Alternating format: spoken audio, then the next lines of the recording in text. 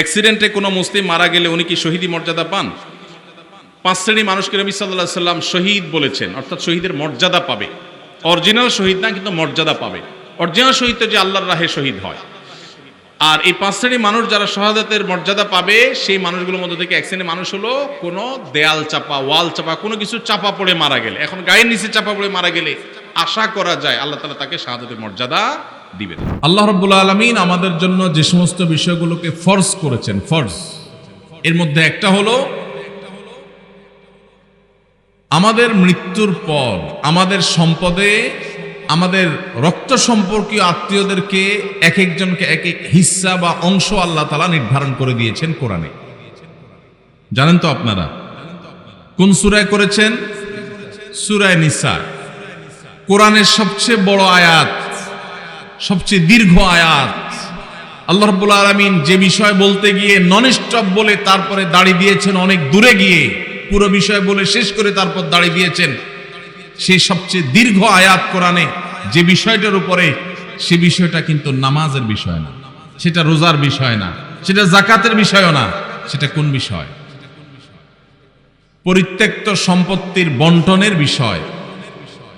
মা বাবা, স্বামী স্ত্রী, ভাই বোন, কারণ মৃত্যুর পর তার সম্পদে কার কি হক আছে, কে কতটুকু পাবে, এই বিষয়ে আল্লাহ তাআলা বর্ণনা করেছেন। বর্ণনা করে আল্লাহ তাআলা বলেছেন, ফরিদাতাম মিনাল্লাহ, তোমাদের রেখে যাওয়া সম্পদে কার কতটুকু ভাগ আছে না আছে, এই সব বন্টন আল্লাহ তাআলা করে দিয়েছেন। কে করে দিয়েছেন? আল্লাহ বলেছেন ফরিদাতুম মিনাল্লাহ, এটা আল্লাহর বন্টন, আল্লাহর নির্ধারণ, আল্লাহর পক্ষ থেকে এটা ফিক্সড করা হয়েছে। আমরা কেউ মনে করতে পারি আল্লাহ বলেছেন অমুকরে এতটুকু দিতে, সে তো আমার কোনো কাজে আসে না, আমার তো বরং তমুক বেশ কাজে আসে, তাহলে তারা একটু বাড়াই দিতে চাই আমি। মানে আল্লাহ যেভাবে দিতে বলেছেন, আমার যুক্তি বুদ্ধি দিয়ে আমি সেটাকে পরিবর্তন করতে চাই, এই যে একটা প্রচেষ্টা আমাদের অনেকের মধ্যে আছে, আল্লাহ রাব্বুল আলামিন সেই সম্পর্কে বলেছেন, আবাউকুম ওয়া আবনাউকুম লা তাদরুনা আইয়ুহুম আকরাবু লাকুম নাফআ, তোমাদের বাপ দাদা, তোমাদের সন্তান সন্ততি, এর ভিতরে কে তোমাদের বেশি কাজে আসবে, বেশি উপকারে আসবে, তোমরা কেউই জানো না। আল্লাহ যা নির্ধারণ করে দিয়েছেন সেটা অনুযায়ী বন্টন করো। তোমার বিবেক বুদ্ধি প্রসূত বন্টন করতে যাবে না, আল্লাহ নির্ধারণ অনুযায়ী দাও, তোমার বুঝে আসুক আর না আসুক। এই ফরজ।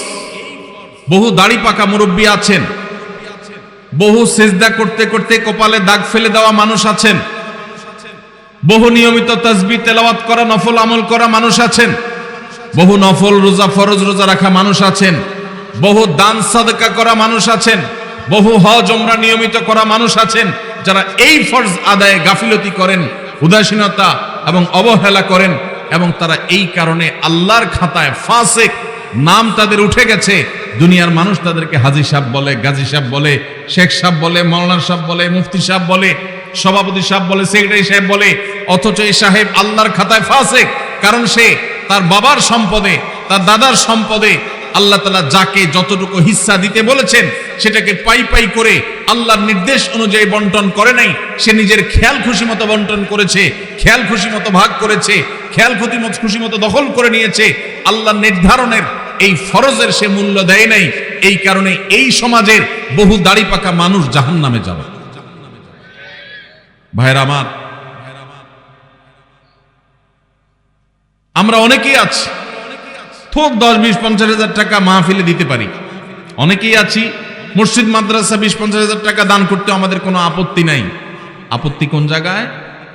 আপত্তি হইল আমার বাবা দুনিয়া থেকে চলে গেছেন, এখন বাবা যা রেখে গেছেন, জমি জমা, স্থাবর অস্থাবর সম্পদ, ব্যাংক ব্যালেন্স, টাকা পয়সা যা যা আছে, এগুলো থেকে ভাগ করে কাকে দিতে হবে? আমার ওই বোনটাকে দিতে হবে, ভাইটাকে দিতে হবে, সবাইকে যার যারটা দিতে হবে। এটা দিতে আমাদের খুব কলিজা লাগে, আছে না নাই? দান করতে তার কোনো অসুবিধা নেই, কারণ দান তো 20-50 হাজার করতেছে, কিন্তু বাবার সম্পদটা দিতে কার্পণ্য করে, গড়িমসি করে, আছে না নাই? এই সমাজে যদি আপনি এ ক্লাসের মুসলমান দেখতে চান, খাঁটি মুসলমান যদি দেখতে চান, আসল মুসলমান যদি দেখতে চান, যেই মুসলমান শুধু সহজ আমল করে না, কঠিন আমলগুলোকে বুক চিতিয়ে বুক উঁচু করে করতে চায়, সেই মানুষগুলো হলেন তারা যারা বাবা মায়ের সম্পদে বা নিজেদের রক্ত সম্পর্কীয় আত্মীয় স্বজনদের সম্পদে যার যতটুকু হিস্সা আছে, কোরআন আল্লাহ তাআলা যতটুকু যাকে দিতে বলেছেন তাকে হিসেব করে পাই পাই করে ততটুকু দেয়, বিন্দু মাত্র বেশ কম করে না। এই মানুষগুলো হলো এই সমাজের সবচেয়ে ক্রিম মুসলমান, সবচেয়ে এলিট, সবচেয়ে এ ক্লাসের, আপার ক্লাসের মুসলমান। আপনারা আপার ক্লাসের মুসলমান হওয়ার চেষ্টা করবেন ইনশাআল্লাহ। মুরব্বীরা যারা আছেন, বাবাজিরা ভালো আছে যারা আছেন, আপনাদের বলছি সন্তানদেরকে ওসিয়ত করে যাবেন। ইসলাম নিয়ে এসে সেখানে লিখবেন রীতিমতো যে আমি মারা গেলে আমার সম্পদে কোরআন হাদিস যেভাবে বলেছে তোমরা ভাই বোনরা ঠিক সেভাবে পাই পাই করে হিসাব করে ওইভাবে বন্টন করবা, খবরদার এর কম বেশ করবা না। এটা ওসিয়ত করে যাবেন সন্তানদেরকে। এরপরে যদি কোনো সন্তান কিছু সম্পদ মেরে দেয়, ভাই বোনদের বঞ্চিত করে, কিছু থোক দিয়া লামসাম কিছু দিয়া তাদের কাছ থেকে দায় মুক্তির চেষ্টা করে, তাহলে ওই সন্তান দায়ী হবে। আর আপনি যদি জানেন আপনার মারা যাওয়ার পরে সন্তানরা এরকম সম্পদ নিয়ে তসরুফ করবে, 2 নাম্বারই করবে, আর আপনি চুপচাপ চলে যান, তাদেরকে সতর্ক না করেন, তাহলে আপনিও আল্লাহর কাঠগড়ার আসামি হবেন। আর অনেক মুরব্বীরা আছেন যারা আপনাদের বোনদের সম্পদের হক দেন নাই, বাবার সম্পদ থেকে নিজেরা পাইছেন, বোনদেরকে দেন নাই, বোনদের সাথে চিটারি করছেন। কিভাবে চিটারি বলবো আমি? বাবার মৃত্যুর পর বোনরে দাওয়াত দিচ্ছেন, ভাগিনাদেরকে দাওয়াত দিচ্ছেন, দুলাভাইরে দাওয়াত দিচ্ছেন, আইনা ধুমসে একটা খাওন দিছেন, খাওয়ায়া নতুন নতুন বাজার থেকে শাড়ি টাড়ি আনছেন, আইনা বোনদেরকে শাড়ি, ভাগিনাদের কাপড় চোপড়, দুলাভাইরে লুঙ্গি, যার যা মনে চাইছে দিচ্ছেন, ধুমসে খাওয়ায় টাওয়ায় এখন আলাপ উঠাইছেন। আগে খাওন দিয়েছেন পেটে, এরপরে আলাপ উঠাইছেন। কি আলাপ উঠেছেন, দেখো বোন, বাবা তো দুনিয়া থেকে চলে গেলেন, আল্লাহ তারা নিয়ে গেলেন, এখন জমি জমা গর্বিটা বাবার যেগুলো যেগুলো আছে শরীয়ত অনুযায়ী তো তোমাদেরও এখানে ভাগ আছে, কিন্তু বাবা যে সেই অসুস্থ হয়েছে ওই থেকে বাবার সব ট্রিটমেন্ট, ডাক্তার খরচ, এগুলো সব তো আমারই করা লাগছে, তোমাদেরও মানুষ করা লাগছে। এখন এখানে তোমাদের ভাগ আছে সেটা তো আমি জানি, এখন এগুলা কি করা তোমরাই বলো, বল তোমাদের কোর্টে, বল তোমাদের কোর্টে। এটা হলো খুব সূক্ষ্ম চিটারি, এটার নাম হলো সূক্ষ্ম চিটারি। ডাকাতি বাটপারির বিভিন্ন ধরন আছে, তো এটা এক প্রকারের বাটপারি। কেন বাটপারি বললাম? কারণ ওই যে বোনটাকে বললেন বাপের বাড়িতে আইনা খাওয়াইয়া দাওয়া, বাপ মরার পরে মনটা এমনি নরম, আরো মেয়ে মানুষ, যখন এটা বলছেন আপনি, তখন সে কি বলবে? বলেন কি বলবে? বলবে থাক ভাই, আমার কোনো দায় দাবি নাই, আপনি তো কষ্ট মষ্ট করছেন, বাবার সব ডাক্তার কবিরাজ খরচ দিছেন, দেখাশোনা করছেন, থাক আমাদের দিতে হবে না, আপনি দোয়া করে দিয়ে। মনের ভিতরে ব্যথা চাপায়া মেয়ে মানুষ মাত্র খাওয়াইছে ভাইয়ে, এখন যদি মুখের উপরে যদি বলে ভাই কি খরচ বরচ হয়েছে সেগুলো সব কাইটা রাখা, বাকি যেগুলো থাকে এগুলোতে আমাদের কত হয় হিসাব নিকাশ করে দিয়ে দিয়ে, এটা বললে ওই বোনের আর রক্ষা আছে? পুরো এলাকাতে বদনাম ছড়ানো হবে যে আমার বোন বাপটা মইরা সারে নাই, কবরে রাইখা সারি নাই, এখন সে ভাগ চাইতে আসছে। এবার আমরা শুরু করব তাকে দুর্বল জায়গায় আঘাত করে তাকে দুর্বল করা। এই রোগটা আমাদের সমাজে আছে না নাই? মুরব্বীরা বাবাজিরা যারা আছেন কান খাড়া করে শুনে রাখেন, লম্বা দাড়ি নিয়া, তসবি তালিল নিয়া, নামাজ রোজা নিয়া ওয়াজ শুনতে শুনতে কানটা ঝালাফালা করে গেছেন, 2 পয়সার কোনো লাভ হবে না। যদি বোনদের হক মেরে থাকেন, কিয়ামতের ময়দানে এই বোন দেখবেন দাঁড়ায় গেছে, এক চুল পরিমাণ ছাড় হবে না। যত আমল করেছেন সব দিয়ে জাহান্নামে যেতে হবে যদি বোনদের হক মেরে থাকেন। এই জন্য বাবারা এই চিটারি করা যাবে না, ভাইয়েরা এই চিটারি করা যাবে না। যেসব ভাইয়েরা বাবা মার মৃত্যুর পর বোনদের হক দেন নাই, অনেকে মায়ের হক দেয় না, মায়েরও হক আছে। আপনার বাবা মারা গেছেন, আপনার মা তার স্বামীর সম্পদে তার হক আছে না নাই? কয়জন সন্তান বলতে পারবেন যে আমার বাবা মারা গেছে, মাকে হিসাব করে দিয়ে দিছি? কয়জন বলতে পারবেন? এক ভাই হাত তুলছেন। আর আছেন যে মাকে হিসাব করে দিয়েছেন? আরেক ভাই হাত তুলছেন, মাশাআল্লাহ। আরেক ভাই হাত তুলছেন, 2-4 জন হাত তুলছেন, মাশাআল্লাহ।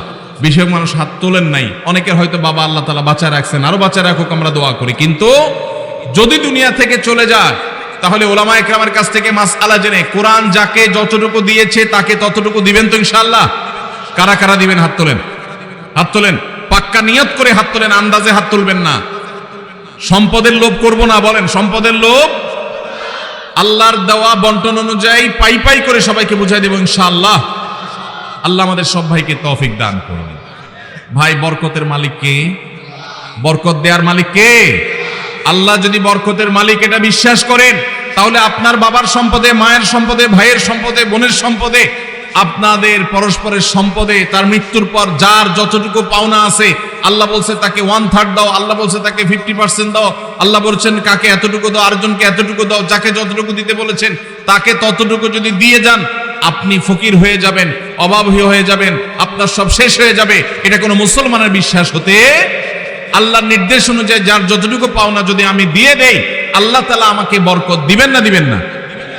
আর আল্লাহ যখন বরকত দেন তখন অল্পতে অনেক হয়ে যায়, আর আল্লাহ যখন বরকত দেন না তখন পাহাড় পরিমাণ সম্পদ থাকলেও মানুষ অভাবী আর ভিখারি থাকে। ভাইরা আমার, আল্লাহ সম্পদও দিয়ে দেয়, আবার ক্যান্সারও দিয়ে দেয়। দেয় না? দেয় না? বরকত এবং কল্যাণ ভিন্ন জিনিস। এজন্য যুবক ভাইরা যারা আছেন তাদেরকে বলবো, নিয়ত করে নেন, ছোট লোকই করবেন না, নিচু চিন্তা করবেন না। যেসব ভাইরা মনে করেন যে বাবার জন্য আমি তো অনেক খরচ করছি, তাহলে আমি সব সম্পদ রেখে দিব, জি না।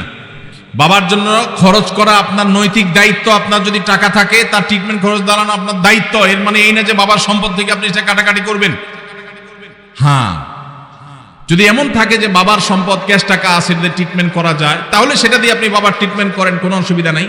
বাবার যদি না থাকে আর আপনার থাকে, সন্তান হিসেবে আপনার উপরে ফরজ বাবার ভরণ পোষণ দেওয়া। অতএব সেটার জন্য ভিটা মাটি এগুলো সব রেখে দিবেন, এটা করা যাবে না। প্রয়োজনে সেগুলা জমি জমা বিক্রি করে বাবার ট্রিটমেন্ট করবেন। এরপরে যেটা ঠিকবে সেটা বন্টন করবেন।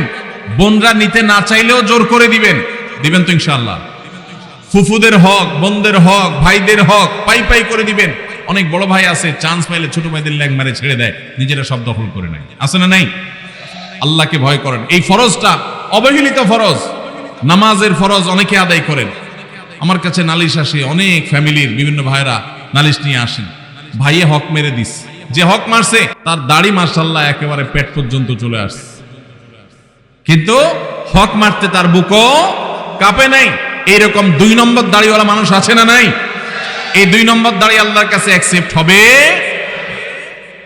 এখন আবার নতুন এক শয়তানি শুরু হয়েছে, সেটা হলো আল্লাহ রাব্বুল আলামিন বাবা মায়ের সম্পদে ছেলেদেরকে মেয়েদের দ্বিগুণ সম্পদ দিতে বলেছেন, ভাগ দিতে বলেছেন। মেয়েরা যদি টোটাল সম্পদের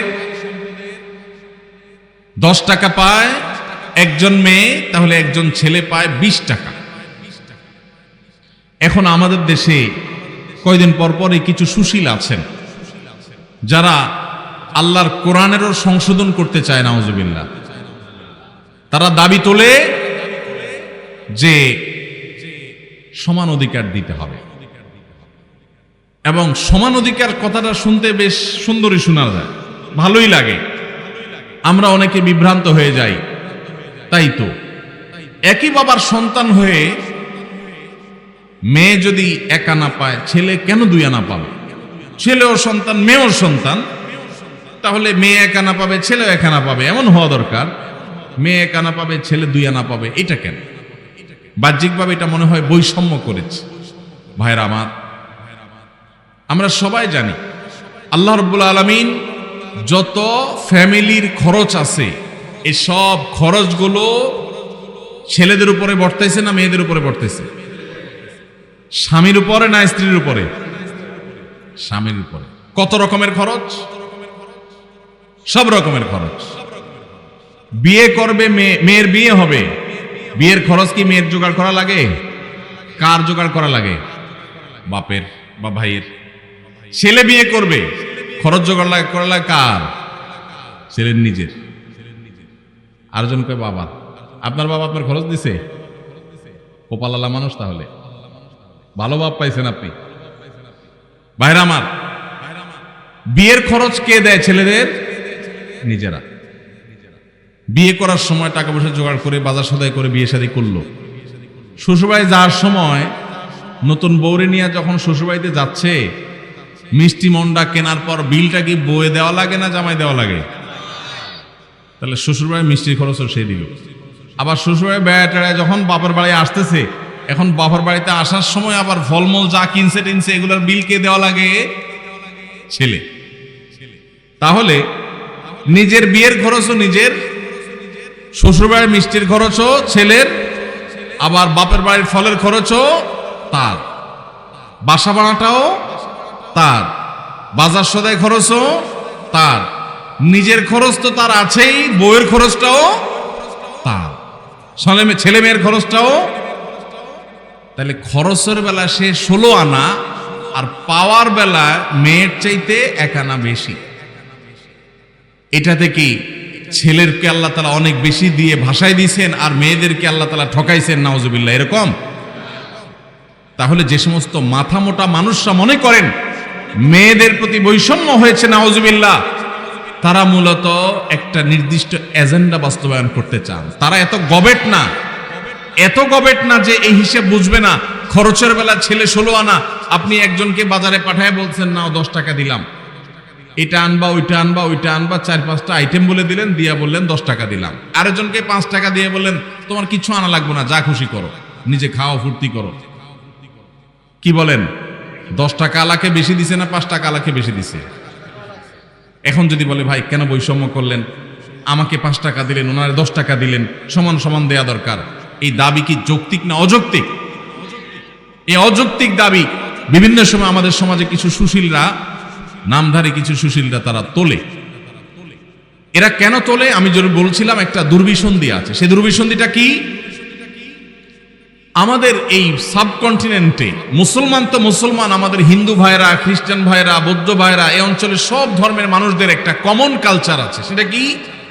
সেটা হলো পুরুষরা তারা বাহিরের জগৎটা দেখভাল করে, টাকা পয়সা কামাই করা, রুজি রোজগার করা, যা লাগে সব বাহিরে সব দেখে, বাজার সদে সব দেখে, আর ভেতরের সাইডটা কে দেখে? মহিলারা দেখে। এটা হলো আমাদের সাবকন্টিনেন্টের ধর্মীয় এবং আমাদের সামাজিক কালচার। এবং এটা আমাদের কালচার বললে ভুল হবে, এটা মানব সভ্যতার শুরু থেকে চলে আসা একটা কালচার। পৃথিবীর অমুসলিম প্রধান দেশগুলো, বিশেষ করে পশ্চিমাঞ্চল, তারা এই কালচারটাকে পরিবর্তন করে ফেলেছে। তাদের সমাজে কি হয়? বাসা ভাড়া নিলে অর্ধেক খরচ জামাইয়া দেয়, আর অর্ধেক খরচ বয়ে দেয়। জানেন তো আপনারা? বাজার সদায় সবকিছু 50% ভাগযোগ করে দেয়। এখন এই যে মেয়েদেরকে সমান অধিকার দেওয়ার নাম করে বাবার সম্পদে ছেলেদের সমান দিতে যারা দাবি করছেন, তারা মূলত চান আমাদের এই সমাজটাও পশ্চিমা সমাজের মতো হয়ে যাক, অর্থাৎ মেয়েরা পাওয়ার বেলায় তারা অর্ধেক পাবে, ছেলের মতো সমান সমান পাবে, খরচের ক্ষেত্রেও তারা সমান সমান শেয়ার করবে। এই দিক থেকে তারা মনে করে যে বৈষম্য দূর হবে, সাম্য প্রতিষ্ঠা হবে। মূলত যেটা আসলে হবে, পশ্চিমাদের যেটা হয়েছে সেটা হলো এই পরিবার ব্যবস্থাপনাটা ভেঙে চুরমার হয়ে যাবে। এমনিতেই স্বামী স্ত্রীর মধ্যে সম্পর্ক দিন দিন যা যায় অবস্থা। এরপরে যদি বলেন যে বউরে বলেন ঠিক আছে বাসা ভাড়া তুমি অর্ধেক দাও, ছেলেদের খরচ অর্ধেক দাও, সবকিছু অর্ধেক দাও, তাহলে এবার কামড়া কামড়ি নিজেদের মধ্যে অশান্তির পরিমাণ বাড়বে না কমবে? এর প্রমাণ হলো পশ্চিমে যদি আপনি তাকান দেখবেন সেসব দেশগুলোতে বৈবাহিক সম্পর্ক এটা সোনার হরিণ হয়ে গেছে। স্বামী স্ত্রী বলতে যে একটা সুখের সংসার, এটা তাদের কাছে সোনার হরিণ হয়ে গেছে। পরিবার ব্যবস্থা ভেঙে ধ্বংস হয়ে গেছে। এখন সেটাকে এদেশে যারা আমদানি করতে চায় তারা এদেশের মানুষের শত্রু। এই শয়তানের দোসরেরা আল্লাহর বিধান থেকে, কোরআন থেকে আমাদেরকে সরাতে চায়। আমাদের সংবিধানে, আমাদের আইনে কোরআনের তো অন্য কোনো কিছু নাই, যা ছিটে ফোটা দুই একটা আছে সেগুলো খাজে বাজে থাকা কণাগুলোকে ধুয়ে পরিষ্কার করার জন্য যখন যারা সরকারে আসে তাদের ঘাড়ে সওয়ার হওয়া এই পশ্চিমাদের দোসরেরা, তারা এই দেশে থাকে, এই দেশে খায়, দালালি করে পশ্চিমাদের। এদের ষড়যন্ত্রের ব্যাপারে আমাদের সতর্ক থাকতে হবে, সাবধান থাকতে হবে। আমাদের অবশ্যই বোনরা, মেয়েরা নানাভাবে নিগৃহীত, তাদের সপক্ষে আমাদের কথা বলতে হবে, কিন্তু তার জন্য আল্লাহর আইন, আল্লাহর বিধানকে পরিবর্তন করার কোনো প্রয়োজন নাই। তাহলে কি করতে হবে? দেখুন, আমাদের সমাজে এটা ঠিক যে অনেক স্বামীরা নিজেরা ইনকাম করে বলে স্ত্রীদের খোঁটা দেয়, কথার তলে রাখে, কথা শোনাতে থাকে, কষ্ট দেয়, এবং কথায় কথায় তাদেরকে এই যে উপায় উপার্জন করে, টাকা পয়সা নিয়ে আসে, বাজার সদাই করে, এগুলা তুলনা দেয়। এই যে ছোট লোকিগুলো পুরুষরা করে, সেগুলো বন্ধ করতে হবে। সেগুলো বন্ধ করার জন্য মেয়েদেরকেও আপনি বের করে দিবেন, চাকরি করাবেন, অথবা তাদেরকে সম্পদের ভাগ দিবেন, তাতে বন্ধ হয়ে যাবে, এটা আমরা সঠিক মনে করি না। তাহলে কি করতে হবে? তাহলে নারীদের প্রতি নিগ্রহের রাস্তাগুলো বন্ধ করতে হবে। শরীয়ত যতটুকু দিতে বলেছে ততটুকু যদি নারীকে দেওয়া হয়, নারী কখনো স্বামীর উপরে শতভাগ ডিপেন্ডেন্ট হবে না। স্বামী জুলুম করলেও তার জুলুম স্বীকার করতে, জুলুম মেনে নিতে বাধ্য হবে না, যদি স্বামী মহরটা ঠিক মতো দেয়, বাবার সম্পদের পাওনাটা ঠিক মতো পায়, মায়ের সম্পদের পাওনাটা ঠিক মতো পায়, সব জায়গা থেকে তাদের যে পাওনা আছে এই পাওনাটা যদি তারা ঠিক মতো পায়, তাহলে তাদের প্রতি নিষ্পেষণ জুলুমের রাস্তা বন্ধ হয়ে যাবে। আল্লাহ রাব্বুল আলামিন মেয়েকে মোহরের মাধ্যমে স্বামী থেকে পাওয়ার রাস্তা রেখেছেন। আবার স্বামী মারা গেলে সেই সম্পদ থেকে ভাগ পায়, ছেলে মারা গেলে সেখান থেকে, ছেলে মেয়ে মারা গেলে সেখান থেকে পায়, আবার বাবার সম্পদ থেকে পায়, মায়ের সম্পদ থেকে পায়, সব জায়গা থেকে পায়। খরচের বেলা তাকে একেবারে জিরো রেখেছে। এটা মেয়েদের প্রতি বৈষম্য না, এটা মেয়েদের প্রতি বরং ইহসান। আজকের এই বস্তা পচা সস্তা চিন্তাধারা যারা লালন করছে, তারা সমতার কথা বলে, ইসলাম সমতার কথা বলে না। তাহলে কিসের কথা বলে? ইসলাম ন্যায্যতার কথা বলে। কিসের কথা বলে? সমতা এক জিনিস, ন্যায্যতা আরেক জিনিস। সব সময় সমতা ইনসাফ প্রতিষ্ঠা করে না, কিন্তু ন্যায্যতা সব সময় ইনসাফ প্রতিষ্ঠা করে। কিভাবে? ছোট ছোট কয়েকটা উদাহরণ নেন। আপনার একটা ছেলে আছে, একটা মেয়ে আছে। ছেলেটার বয়স মনে করেন 15, মেয়েটার বয়স ধরেন 12। ছেলেটার জ্বর হয়েছে 103, ডাক্তার বলছে নাপা খাওয়াইতে, বাজার থেকে এক পাতা নাপা কিনে আনছে, আইনা ভাত টাত খাওয়াইয়া ছেলেকে নাপা খাইতে দিছেন, ছেলে নাপা খাইছে। এখন মেয়ের কিন্তু জ্বর টর কিচ্ছু নেই। হঠাৎ করে আপনার মাথায় ভূত চাপলো, আমাদেরকে তো সমতা প্রতিষ্ঠা করতে হবে। তাহলে আমার সন্তান, ছেলেও আমার সন্তান, মেয়েও আমার সন্তান, একটারে নাপা খাওয়াইলাম, আরেকটাকে খাওয়াইলাম না, এটা তো জুলুম হইল। এই জন্য মেয়েরে বলছেন হা কর, হা কর, হা করাই আপনার সুস্থ সবল মেয়েটারে আপনি নাপা খাওয়াই দিলেন। সমতা এখানে হয়েছে না হয় নাই? কি হয় নাই? ওয়াজ কি বুঝে শুনে কথা বলেন না, না বুঝে জবাব দেন। সমতা হয়েছে না হয় নাই ভাই? সমতা হয় নাই? ছেলের একটা নাপা খাওয়াইছে, মেয়ের একটা নাপা খাওয়াইছে, সমতা হয়েছে না? কিন্তু ইনসাফ কি হইল? ইনসাফ কি হইল? জুলুম হয় নাই? সুস্থ মানুষকে নাপা খাওয়ায় কিডনি নষ্ট করার কাম হয় নাই? ভাইরা আমার, ইসলাম সমতার কথা বলে না। সমতা বললে শুনতে খুব মুখরোচক শোনা যায়, সব জায়গায় সমতা হলে ভালো হয় না। ন্যায্যতাটা সবসময় ভালো হয়। আল্লাহ ন্যায্য দিতে বলেছেন, ন্যায্য যার যতটুকু দরকার।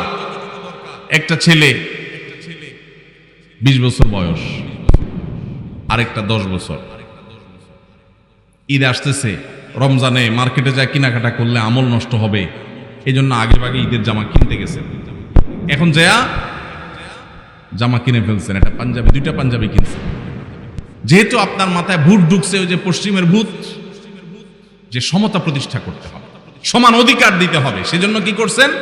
জামা কিনতে যায়, জামাতে কিনতে গিয়া দোকানদারে বললেন, ভাই আমারে 2টা জামা দেন, সেম ডিজাইনের, সেম সাইজের 2টা জামা নিয়ে আসলেন। আইনা 20 বছরের ছেলের যে পাঞ্জাবি দিলেন, একই সাইজের পাঞ্জাবি 10 বছরের ছেলেরও দিলেন। সমতা কি হয়েছে না হয় নাই? ন্যায্যতা কি হয়েছে? ইনসাফ কি হয়েছে? এটা ছোট ছেলের সাথে তামাশা হয়েছে নাকি হাদিয়া দেওয়া হয়েছে? তামাশা হয়েছে। অতএব আল্লাহর বিধানকে যদি কেউ পরিবর্তন করে তথাকথিত সমাজ সমতা প্রতিষ্ঠা করতে চায়, তাহলে সেটা দেখতে মনে হবে, শুনতে মনে হবে যে অনেক ভালো কিছু করেছে, আসলে সেটা হবে সবচেয়ে ক্ষতিকর। ভাইরা আমার, এরকম শত শত উপমা দেওয়া যাবে, শত শত উদাহরণ দেওয়া যাবে, শত শত দৃষ্টান্ত দেওয়া যাবে, যেগুলো দিয়ে সাব্যস্ত করা যাবে ইসলাম ন্যায্যতার কথা বলে, সমতার কথা নয়। কোন জায়গায় একজনকে বেশি দিতে হচ্ছে, আরেক জায়গায় আরেকজনকে বেশি দিতে হচ্ছে। যেখানে যতটুকু প্রয়োজন সেখানে ততটুকু দেওয়া, এটা হলো আল্লাহর বিধান। আর মন গড়া তথাকথিত সমতা, এটা হলো মুখরোচক, শুনতে সুন্দর শোনা যায়, ভালো শোনা যায়, কিন্তু সেটা বাস্তবতা বিবর্জিত। আমরা যদি দেখি পৃথিবীর যে সমস্ত সমাজ আল্লাহর এই বিধান মতো সমাজ পরিচালনা করে না, পরিবার পরিচালনা করে না, তাদের সমাজে বাহ্যিক উন্নতির অনেক প্যারামিটারে তারা এগিয়ে গেছে, কিন্তু তাদের পরিবার ব্যবস্থাপনায়, দাম্পত্য সম্পর্কগুলোতে তারা মিসকিনের মতো অসহায় হয়ে যাচ্ছে দিন দিন। কোনো বিশ্বাস নাই, কোনো ভক্তি নাই, ভালোবাসা নাই, পরস্পরের কোনো প্রকার আন্তরিকতা নাই। আল্লাহ তাআলা আমাদের সবাইকে আল্লাহর এই গুরুত্বপূর্ণ ফরজ বিধান, কারণ মৃত্যুর পর তার সম্পদে আল্লাহ কোরআনে যাকে যতটুকু দিতে বলেছেন, আল্লাহ আমাদের সবাইকে তাকে ততটুকু দেওয়ার তৌফিক দান করুন। এর জন্য মানসিক সৎসাহস লাগে, সৎসাহস লাগে। এই দেশে মেয়েদেরকে আল্লাহ যতটুকু দিতে বলেছেন, যদি সব ভাইয়েরা বোনদেরকে দিয়ে দেয়, বাবারা মেয়েদেরকে দিয়ে দেয়, সন্তানরা মায়েদেরকে দিয়ে দেয়, স্বামীরা স্ত্রীদেরকে যদি ততটুকু দিয়ে দেয়, তাহলে মেয়েরা এমনিতেই রানীর মতো সিংহাসনে ভাসবে। মেয়েদের কোনো অভাব থাকবে না, কোনো স্বামী টাকার খোঁটা তাদেরকে দিতে পারবে না। আপনি নিজে বোনের হক দেন নাই, স্বামীর সংসারে তার মুখটা ছোট। আপনি নিজে আপনার মেয়েকে বিয়ে দিয়েছেন, অনেক টাকা খরচ হয়েছে, এই খোঁটা দিয়া সম্পদ থেকে তাকে বঞ্চিত করে দিয়েছেন, সে স্বামীর সংসারে ছোট। সব জায়গা থেকে যদি তার অধিকারগুলো সব দেওয়া হয়, তাহলে সেই সংসারে সে ছোট থাকবে না, তার হাতেও ক্যাশ টাকা থাকবে ইনশাআল্লাহ। অতএব এই ফরজটা আমরা সবাই আদায় করবো তো ইনশাআল্লাহ। আল্লাহ আমাদের সবাইকে এই ফরজ আদায়ের তৌফিক দান।